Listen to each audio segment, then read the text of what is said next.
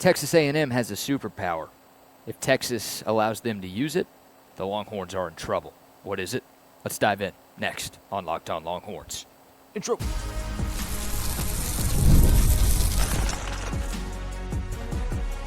You are Locked On Longhorns, your daily podcast on the Texas Longhorns. Part of the Locked On Podcast Network, your team every day. Welcome in. You are locked on to the Texas Longhorns, part of the Locked On Podcast Network, now the #1 sports podcast network. I'm your host, BK, Brad Kellner, Texas grad, Austin local, and longtime sports radio host here in the Lone Star State. Thank you, everydayers, for making Locked On Longhorns your first listen every single day. Today's episode is brought to you by FanDuel. Right now, new customers can bet just $5, and if your bet wins, you'll get $300 in bonus bets to use across the app. Download the FanDuel app today. Subtraction by subtraction, we'll get to what I mean by that, plus some very positive updates on the recruiting trail just 8 days away from signing day. But first, there were 3 Aggies huddled around each other at a local bar. All of a sudden, they all jump up and yelled, "Yeah, 45, 45, 45. The bartender goes up and asks, 45? What are you guys so excited about? One of the Aggies stepped up and said, "We just finished a jigsaw puzzle. The box said 2 to 3 years. We finished it in 45 days. Oh, yeah. Day 2 of Aggie Hate Week. Day 2 of an Aggie joke to start the show. We'll have more throughout the week, and I'd love for y'all to send in some, too, in the comments below. All right, now to the game. Texas A&M has a superpower. What is it? It's their third down defense. The Aggies have the best third down D in the country, and it's not really close. Texas A&M is allowing just a 22% conversion rate on opponent third downs this season. Indiana is second in the country in that stat. They're at about 26.5%, so a pretty significant gap between number 1 and number 2 in that stat. Texas A&M has played 7 SEC games to this point. They have yet to let an opponent convert half of its third down attempts in a game. 4 of their SEC foes, Auburn, Florida, LSU, and Mississippi State, went a combined 4 for 46 on third downs. Auburn was actually shut out on third down tries in their 16-10 loss to Texas A&M back on September 27th. Look, the Aggies do a lot of things well. That's why they're 11-0. It's why they're ranked number 3 in the country. But this is what they do better than anything else. And again, this is what they do better than anyone else, too. And this isn't just a one-off. This is who Mike Elko is, dating back to his time as a defensive coordinator at Notre Dame, to his time to a head coach at Duke, and obviously what he's done in his couple of years in College Station. He has made a living off of being really, really good on third down. So the biggest key for the Texas offense on Friday, stay ahead of the chains. 1st and 10, good. 2nd and 4, good. 3rd and long, not good. I mean, you might as well bring on the punt team on third down if you're in 3rd and long situations. This season, on 3rd and 11 or longer, Texas A&M has held teams to a conversion rate of 11.5%. 3rd and medium, anywhere from 7 to 10 yards, Texas A&M has held opponents to a 20% conversion rate. Again, elite numbers for the Aggies. Meanwhile, on the other side, Texas offensively has been just average on third down this season. The Longhorns rank 62nd out of 136 FBS teams. Texas converting just 41% of their third down attempts. So this is not quite a strength-on-strength matchup here. There have been moments in this 2025 season where the Longhorns have been pretty efficient on third down. The Oklahoma game comes to mind. Texas was 10 for 17 on third down in that game. Heck, last week against Arkansas, the Longhorns were 8 of 12 on third down. Both rivalry games, right? Texas 2-0 in their biggest rivalry games this season. They were really good on third down in both of those games. We're all obviously hoping that trend continues on Friday. But there have also been moments where this offense has been horrendous on third downs. The 2 other top 5 teams that Texas has played this year, the Longhorns just 5 for 14 on third down against Ohio State way back in week 1. And then the Georgia game, it was even worse. Texas just 2 of 12 on third down. You look at the 3 losses for Texas this year, obviously those 2 games, and then the abysmal showing in the swamp in the SEC opener. Texas just 10 of 37 on third downs. Not good enough. And why was Texas so bad on third down in those games? Well, they were behind the chains. They had no run game to speak of. There was no time for Arch Manning to throw the football. Too many drops for wide receivers and tight ends. A boatload of penalties that kept Texas behind the 8-ball. And, yeah, all of those things led to some brutal offensive showings in those 3 losses. And then, again, the most recent one, Texas putting up just 10 points offensively against Georgia, in large part because they were 2 of 12 on third down. They put themselves way behind the chain. So, long story short, you cannot be in 2nd and 10, or even worse, 2nd and 15, 2nd and 20, 3rd and 9, 3rd and 14. You get my point. Texas has to win on early downs. So how do you do that? Well, best case scenario, the Longhorns can get something going on the ground. I don't think Texas A&M is going to feel much need to respect the Longhorns' run game early on. If I were them, I would have light boxes to open things up, and I would dare Texas to run against it. And hey, if you're Texas and you can, good. You force A&M to drop an extra defender or 2 in the box. That should open some things up through the air. But if A&M does start the game with some lighter boxes and the Longhorns still can't run the football, that obviously allows the Aggies to drop an extra guy or 2 in the secondary to help guard the Longhorns' wide receivers and protect against what has been the best part of this Texas offense here in the last month of the season, that is the passing game.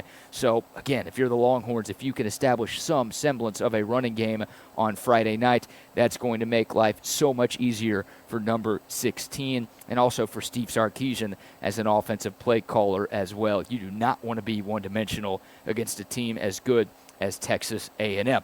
And there have been moments this year, not a lot, but there have been moments where Texas has been able to get an effective ground game going. The second half against Oklahoma, Texas was able to pick up rushing yards. It was the best rushing game of the SEC season, and it made life so much easier for the Longhorns. A big part of that, no accepted penalties in the second half for the Texas offense. They're able to run it well, and it opened things up through the air, and we were able to party in Dallas all night long.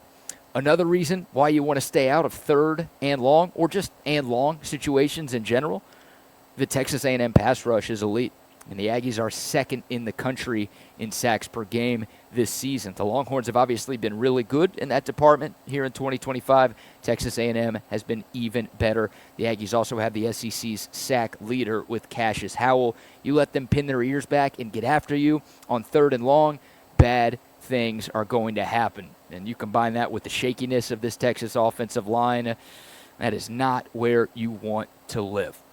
I will say this to stop my praising of the Aggie defense. They're not perfect. They can be susceptible to the big play. I think Texas can beat them on the perimeter. And look at some of the games Texas A&M has played this year. I mean, Arkansas, they had 527 yards of total offense. Think about how bad the Texas defense looked against Arkansas a few days ago. Texas A&M gave up more yards of offense and 42 points against the Razorbacks. Look at the first half. Emphasis on first half.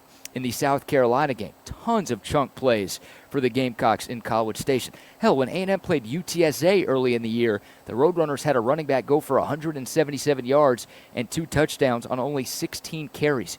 You can get to them a little bit with some big plays. I think the Texas wide receivers are better than the Texas A&M secondary. And the way Arch Manning has been playing lately, I think, again, there will be some opportunities. I don't think it's going to look as good as it looked against Arkansas because A&M is a heck of a lot better than the Razorbacks are on the defensive side of the football. But I do think there will be some chances for Texas to connect on some big plays. But again, a big part of that is being multidimensional on offense and not being behind the sticks. Last year, in the Longhorns 17-7 victory in College Station, Texas was 7 of 15 on 3rd down. Not tremendous, but I would sign up for that right now. That's better than the Longhorn season average in terms of 3rd down conversions in 2025, and that's like double what Texas A&M has been giving up on those money downs this season. So if you could be around 50%, that might be good enough for Texas to pull off the upset on Friday. So, again, the Aggies do a lot of things right on both sides of the football, but the thing that they are best at is 3rd down defense. You do not want to let them use their superpower in this game on Friday night. All right, what say you? Your biggest keys to a Texas victory at DKR on Black Friday? Would love to hear from y'all in the comments below. All right, let's continue to deep dive into this football game. In what was looking like a strength-on-strength matchup against the Aggies, maybe weakness on weakness. I'll tell you what I'm talking about next, right here on Locked On Longhorns. But first word for our friends at FanDuel. College basketball is here. The NBA is here, and there is no better place to get in on all of the action than with our friends at FanDuel. Of course, they have you covered for the remainder of football season as well, but FanDuel is the official sports betting partner of the NBA. So many ways to bet, so many ways to win. Maybe the best part of what FanDuel offers, you don't have to get your bets in before tip-off. If you miss the start of a game, you could still make your money. If you just want to ride the hot hand during a game, you could still make some money with our friends at FanDuel. Plus, you can combine those live in-game bets into same-game parlays to make even more money. I'm telling you, more ways to win than anybody else and more ways to win than ever before with our friends at FanDuel. Right now, you place a $5 bet over at FanDuel.com, and if that bet hits, you're going to get $300 in bonus bets just like that. FanDuel.com, or you can download the FanDuel app as well. Play your game with FanDuel, the official sports betting partner of the NBA. All right, welcome back to Locked On Longhorns, your team every day. Obviously, in transit this week with the Thanksgiving holiday, my lighting, I feel like I look like a vampire right now. So I'll adjust and tweak the lighting to see if things could look a little bit better for the remainder of the week, but appreciate y'all bearing with me. I'm a radio guy at heart. I'm not meant to look good. But let's dive back into the Lone Star Showdown. The first injury report for Texas and Texas A&M comes out tonight. Normally we have to wait until Wednesday, but because this game is a day earlier, the first injury report comes out a day earlier too. And I'm fascinated to see what it looks like because there are some key players on both sides who did not play this past weekend. And I am honestly not sure if they'll be ready to go on Friday. And there's two positions in particular, one for each team, that kind of match up against each other that I'm very, very curious about. For the Longhorns, it's the linebacker room. We know about Anthony Smith. He's not hurt, but he's going to miss the first half because of the targeting ejection that he picked up in the second half of the Arkansas game. Steve Sarkisian said at his press conference yesterday that the Longhorns appealed the ruling to the SEC, and that appeal was denied. So, yeah, unfortunately, Anthony Smith will not be available until quarter number 3. The targeting suspension remains the dumbest rule in college football. And that's saying something because there are a lot of dumb rules in college football. But the rule is the rule. It's not going to change for Texas. So one of the Longhorns' top linebackers will miss the first half against A&M. And obviously the other Longhorn linebacker whose status is up in the air is Anthony Hill, who of course missed the Arkansas game with a broken bone that he suffered in the fourth quarter against Georgia. Steve Sarkisian told us all in his post-game press conference on Saturday that he expects Ant Hill to be ready to go for Friday.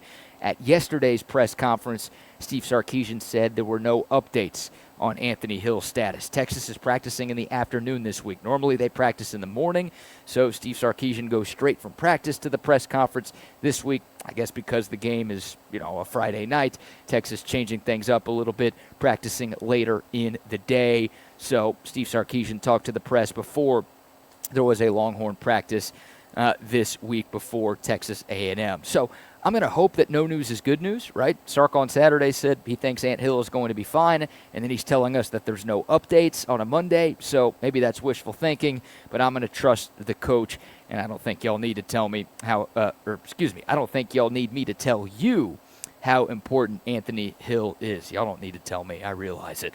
Texas had its worst showing as a run defense this season this past Saturday against Arkansas. Not a coincidence that it was the one game that Anthony Hill did not play. He is a difference maker both against the run and in coverage as well, and the Longhorns could really, really use him against one of the best teams that they will play all year. Speaking of the run game, this is where we turn to the Aggie side of this matchup. A&M was without its 3 top running backs this past Saturday in their win against Samford. Le'Veon Moss, Reuben Owens, E.J. Smith all did not play. Now, it was Samford, but let's start with Le'Veon Moss. He's now missed the last 5 games for A&M. And Mike Elko said at his Monday presser that Moss will probably not suit up against Texas. Maybe a little gamesmanship going on there. That's why I am very curious to see what the injury report says, but I think Le'Veon Moss is their most talented running back, and if he can't go on Friday, obviously that's a little bit of an advantage for Texas. He would be a big loss. Now, Ruben Owens is a hell of a player, former 5-star. He has been filling the void very nicely for Texas A&M without Le'Veon Moss, but he also missed the Samford game. Now, he was in uniform, hanging out on the sideline. He just didn't play because, again, they were playing against Samford. No problems there. My guess is he will be good to go for Friday. He leads the Aggies in rushing this season, 570 yards on 5.8 yards per carry. Also 5 rushing touchdowns as well. And then E.J. Smith, he was not dressed out against Samford, but despite that, also sounded like more of a precautionary decision for Mike Elko, considering the opponent that they were playing against. E.J. Smith, the son of legendary Dallas Cowboy great Emmitt Smith, 6th year in college football for him. He spent 4 years at Stanford. This is his 2nd year with Texas A&M. More of a short yardage goal line back, not as explosive as those other two. Doesn't get as many carries as those other two, but still a good player, and again, a guy who has played a lot in SEC play this year. So my guess is those last 2 guys, Ruben Owens and E.J. Smith, will be out there. Amari Daniels will be available as well. So Texas A&M will still have plenty of running backs that they can turn to, but they might be a little bit short-handed there as well. Regardless of who plays and who doesn't, whether or not Texas can slow down the Aggie rushing attack is going to go a long way into determining who can win this football game, right? A&M has the 3rd-ranked rushing offense in the SEC, right behind Arkansas. And again, the Hogs had a really good day on the ground against Texas, especially in the first half, right? The Horns cleaned it up a bit in the second half, but part of that was Arkansas having to abandon the run because Texas built a huge lead and Arkansas just had to pass it a bunch. That's part of the reason why the stats weren't as bad for Texas in half number 2 as they were in half number 1. But again, Arkansas 188 yards on the ground, the most that Texas has given up in a game this season. And like Arkansas, Texas A&M has a dual-threat quarterback who runs incredibly well. Zone reads, keepers, options, scrambles, it doesn't matter. Marcel Reed can do it. Texas struggled with Taylon Green and K.J. Jackson. Marcel Reed, Texas A&M saw some of what Arkansas was able to do well on film, and they are going to try that often. So a big question for this game is, can the Longhorns' run defense look like it did for the first 10 games in the year when Texas was a top 5 rushing defense in America, or is it going to more closely resemble what we just saw a couple of days ago against Arkansas? Last year, the game in College Station, Texas did a great job. They were able to keep Marcel Reed and the Aggie rushing attack in check. 34 carries, 102 yards, just 3 yards per clip for A&M. Marcel Reed went for 60 yards, but the Aggie running backs, this is where Texas really got the job done. A couple of big goal line stands, too, were a part of this. 3 Aggie running backs got carries last year. They combined for 17 rushes and 35 yards. The Horns shut them down. Texas A&M, obviously, a lot better this year. Colin Klein, their offensive coordinator, is a run-first guy. They are going to test Texas all night long, again, especially with what they are seeing from Arkansas on film. I'd love to sit here and talk about the Texas running game. I'm not sure it's worth our time. Last year at Kyle Field, Texas ran it 47 times for 243 yards. You want to know why the Horns won by double digits? That. Trey Wisner had a monster game, 33 carries for $186. I'd love another one of those. Problem is, last year Texas had a few games like that where they were able to run the ball effectively. This year, the Longhorns have their worst rushing offense since 1944. And it's the worst rushing offense in the SEC by a wide margin. And Texas, as a team, has only gone over 100 yards in one SEC game. Not over 200 yards. Again, last year they were nearly 250 against A&M. This year they've only gone over 100 one time. That was the Oklahoma game where the Horns hit 136. Texas has not had an individual rusher hit the century mark this season. Again, y'all have been watching this team all year long. You know how bad this rushing offense has been. If Texas can get to that 136 number, which is what they had against Oklahoma earlier this season, the Longhorns have a very good chance to win. I think we would all sign up for that right now, but I don't know if you can expect it considering this team is averaging around 80 yards per contest in SEC play in 2025. How nice would it be? A fan can dream. a fan can dream for a repeat of last year's rushing explosion for Texas. To me, the more physical team is going to win. It's going to feel like a Texas OU game where whoever can win on the lines of scrimmage is going to be the victor on Friday. Texas, can they stop the run without T'Anthony Smith in the first half and with a banged-up Anthony Hill? Obviously, can the Longhorns do something on the ground? Again, those will go long ways into determining who wins the Lone Star Showdown. All right, let's talk a little recruiting. We are 8 days away from National Signing Day. The Horns have already gotten some good news this week, and I think some more is on the horizon. We'll dive into all of it next on Locked On Longhorns.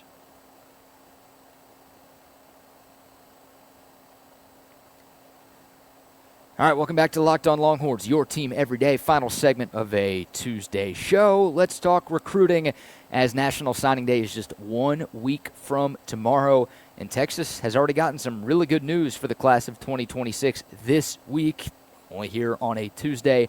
How about 2 commits in the last 2 days for Texas? On Sunday, the Longhorns picked up a flip from 3-star running back Jet Walker, who had been committed to Minnesota. Walker is from Central Texas, played his high school football at Georgetown, put up some insane numbers in his high school career, nearly 6,000 yards rushing. Last year as a junior, he went for over 2,700 yards on 10.5 yards per carries, had 27 rushing touchdowns as well. And 5A, Texas high school football, by the way, going up against some decent competition, and he was damn near impossible to bring down. 6'2", about 215 pounds. I know he's only a 3-star. That's not going to move the needle a lot for a bunch of people around the country, but the Longhorns have had a lot of success with 3 stars in the Steve Sarkisian era. And the last 3-star running back that Texas brought in, Trey Wisner, who has definitely exceeded recruiting profile expectations. Walker, a bruising, physical runner, track guy in high school, so he's got a little bit of speed as well, good patience, and he accelerates. Once he hits the hole, he accelerates with authority. He welcomes contact, runs behind his pads, finishes forward, breaks some tackles. I like this kid a lot. I really like that he was a late offer for Texas and a nice pickup for Steve Sarkisian. Jet Walker, the second running back that the Longhorns have committed in this class. The 5-star, Derek Cooper. The other one, Cooper from Florida. Again, Walker from Texas. So you've got the in-state and out-of-state pickups there. Cooper, more explosiveness, more of the home run hitter. Walker can be a nice, powerful, short yardage complement to Cooper there. So that was the news from Sunday. And then yesterday, how about Jet Walker's high school teammate? 3-star offensive lineman Caden Scherer announced that he was flipping from Stanford to Texas. He and Walker, high school teammates, also great friends. Scherer, 6'6", 6'7", about 285 pounds, committed to Stanford back in June. Texas had not offered at that point.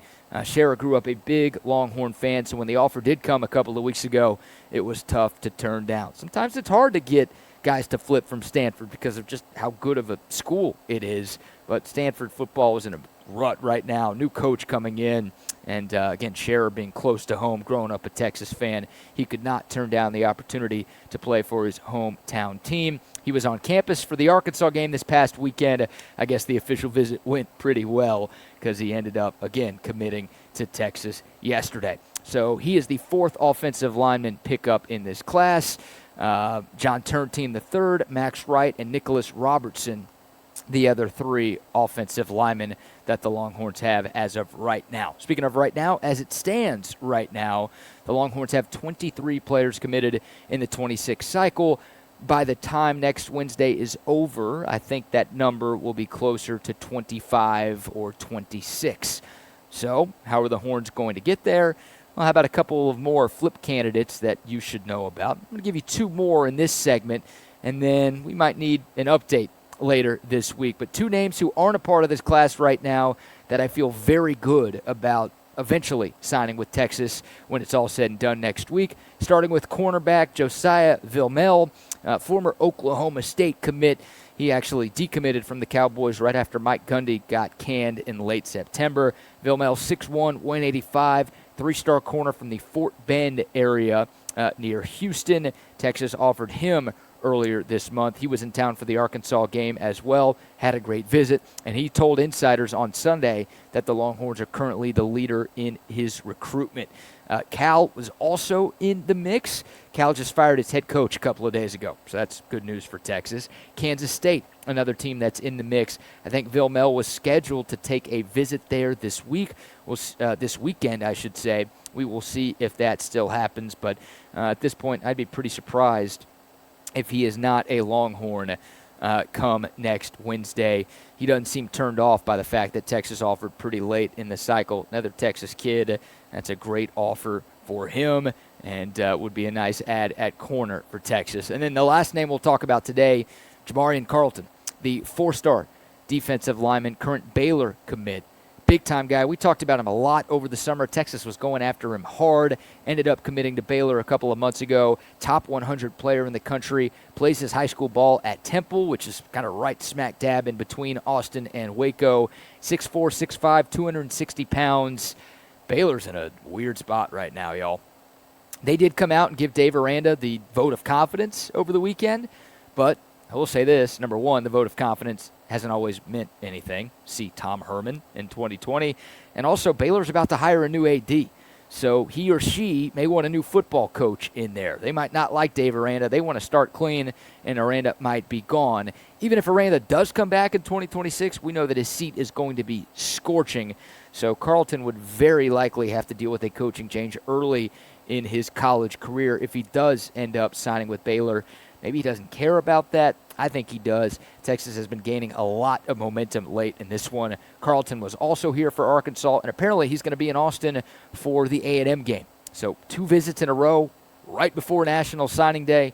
That is a great sign. I think the tea leaves are pointing in Texas's direction here. That would be a great get. The Longhorns have already put together a very, very solid defensive line class. Adding Jamarian Carlton to the mix would be a nice cherry on top. So I feel good about those 2. And again, I wouldn't be surprised if there's 1 or 2 more who end up as a part of this class. When all of that news drops, we will see. Sometimes schools tell players to wait until National Signing Day to get some fireworks going on the big day. Sometimes players want the National Signing Day spotlight as well, so they want to wait. Who knows? Maybe we'll get some more news today. Maybe it'll be 3 days in a row where Texas can land a commit in the class of 2020. 6. All right, that'll do it for today's edition of Locked On Longhorns. Thank you so much for making Locked On Longhorns a part of your day. For your next listen, check out Locked On Bets. My man Lee Sterling and Kevin Rogers have you covered. They're your one-stop shop for all of your sports betting needs. You can find Locked On Bets on YouTube or wherever you get your podcast. More Texas and Texas A&M conversation coming up throughout the week, including a crossover episode with Matt Gallatin of Locked On Aggies. But that'll do it for today. Thanks so much for tuning in. If you made it this far, God bless you. Please remember to like, share, subscribe, and leave a comment. Really do appreciate y'all's continued support of Locked On Longhorns. Until next time, horns up, mics off. We'll see y'all soon. This is Locked On Longhorns.